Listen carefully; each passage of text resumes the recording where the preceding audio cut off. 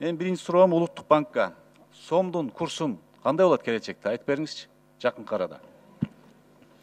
Урматтуу Абдувахап Мамат Расулович, өзүңүздөр билгендей, биздин өлкөбүздө өзгөрүп турчу курс режими колдонуп келатат 90-жылдан баштап. Кечээ күнү бирдала эле волатилдик байкалды. Улуттук банк интервенция менен чыкты. 85 чейин жеткен учурлар болду кечээ күнү. Азыркы убакта мен рынокто карасам 82-83 кайра түшүп атат. Азыркы күндө биздин Улуттук банкта резервтерибиз 2 миллиард 250 миллион долларыбыз бар. Бул жакшы көрсөткүч деп эсептелет. Анткени 4,5 айлык импортты камтыйт. Биз мындай кескин өзгөрүүлөргө жол бербейбиз, керек болсо. Жакын арада курс кандай деңгээлде кармалышы мүмкүн? Ошону айтып коюңузчу, так кыска.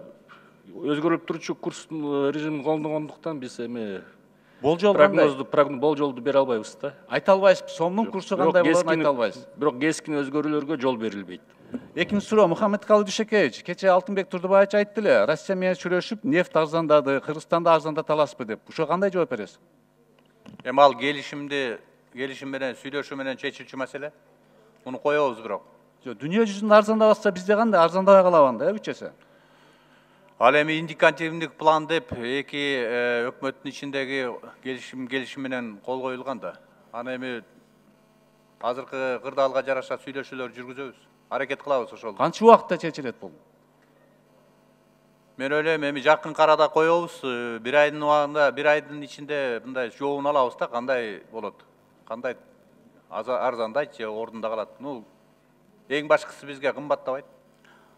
Эми ал түшүнүктүү, дүйнө жүзүндө арзандап атса, анан бизде кымбаттай беле. И так түшүнүктүү кымбаттабаганчы, арзандашы кандай болот?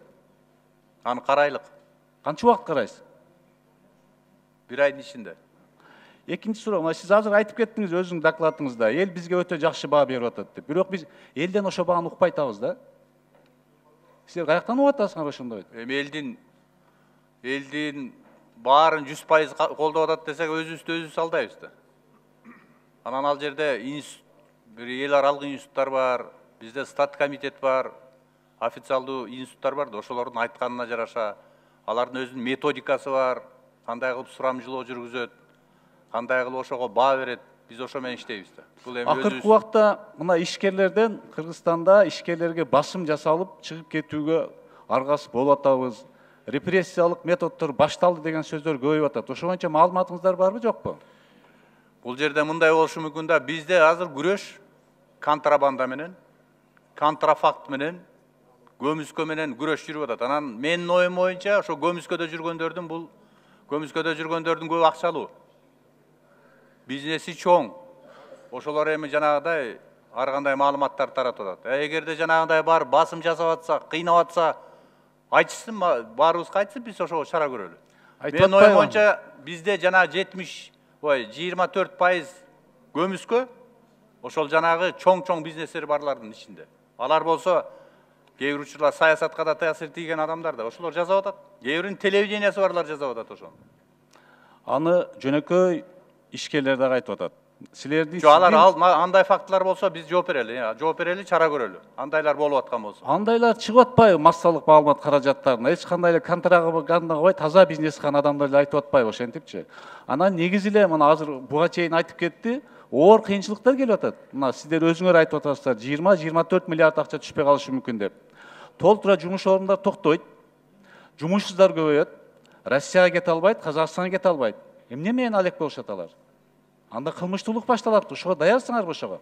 Даярданып атабыз эми аны. Бул эми бардык мамлекетте ошондой болуп атат да. Эми бардык мамлекетте болуп атат деп отура бербеш керек да. Россия, Кыргыз өнүктүрүү фондунда акча турат. Тез арада жөнөкөй эң төмөнкү пайызда бергиле жаңы жумуш орундарын ачсын.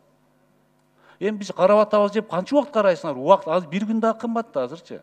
Ошон үчүн мен чакырып кетет элем, экономикалык жактан буга чейин деле силер күчтүү болгон эмессиңер, азыр эми болуп кетишиңер кыйын, бирок ошол ишкерлерди күчтүү өлкөдөгү күчтүү адамдарды чакырып кеңешип, чечимдерди чыгарып, бир күн болсо эми эрте аткарыш керек ошолорду. Рахмат, мен да сизди чакырам, ошого сунуш берсеңиз. Сунуш беребиз, берип атабыз дагы ошону укпай атпайбы адамдарыңар? Бир мыйзам берсек, мына бир жылдан бери бир ошо корутунду бере албайт. Мына сиз ачык асманды колдоо дедиңиз, баарыбыз колдодук, туура дедик, туурабы? Туура эмес жакты колдобойбуз да. Эгер сунушуңуз болсо айттыңыз. Ана мындай уктук, көрдүк деген сөздөр менен айтыш мен туура эмес болуп калат го деп ойлойм. Сунуш берүү эле керек да азардайым. Ошону айткарбай атпайбы өзүңүз кол алдыңыз дагы? Керек болсо сиз айткан нерсеге каршы чечим чыгаргандар бар жаныңызда отургандарчы. Дагы эметелик талкуулайды. Мен сизди колдойм эгер туура сунуш болсо.